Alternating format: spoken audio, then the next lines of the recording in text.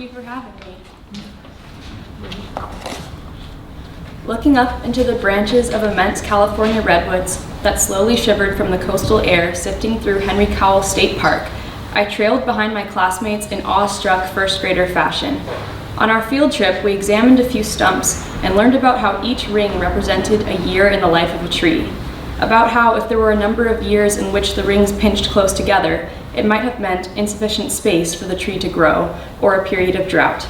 Among the redwoods, I felt as small as a monarch butterfly in a migrating flock, or an infinitesimal grain of sand upon the beach. I was infantilized next to the 100-year-old leviathans whose secrets I would never be qualified to know. When you're little, anyone will be your friend. I used to meet so many new friends at the pool on vacations, on dusty roads at music festivals, or on playgrounds back in Texas where we have family. When you tell kids who are from California, you might sound like a broken record fielding their questions. Yes, I love the beach. No, I don't think I've met a celebrity before. I don't remember it if I actually did. From the palm tree decorated glossy cul-de-sacs of Malibu Colony to the surfer bro van life ocean overlook scene on West Cliff Drive, California has long been viewed as a sunny haven and a retreat from the chilliness of daily problems and responsibilities. As a homegrown California kid, I too enjoy romanticizing the attractions and aesthetics commonly pined over in a California dream. Rise and shine, my mom chimed, in a voice way too bright for 6:30 in the morning, fighting the comfortable stupor of sleep that enveloped me.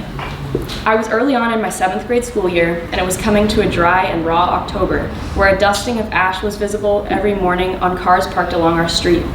The smell of smoke in the air was enough to irritate the back of one's throat, so we wore N95 masks to school long before COVID was in anyone's vocabulary.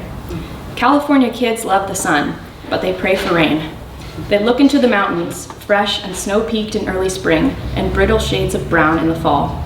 They turn off the water while they brush their teeth, and they have friends who evacuate their homes each fire season.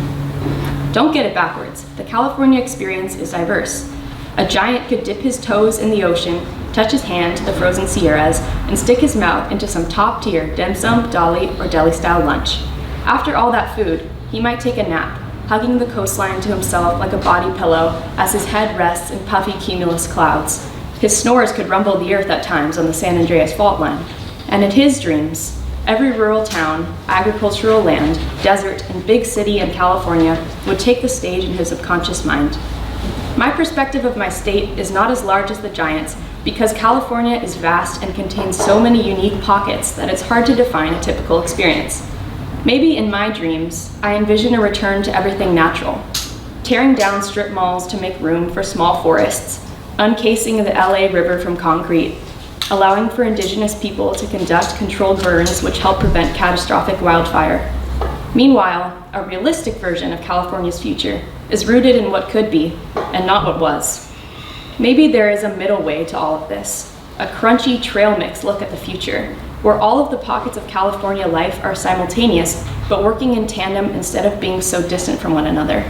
Cities where hundreds of years old trees remind citizens to be grateful that they can breathe, where solar-powered hovering vehicles hum about washing the windows of large steely buildings, where farm workers are rewarded with handsome pay for their indispensable labor, and the tech industry continues to boom beside them.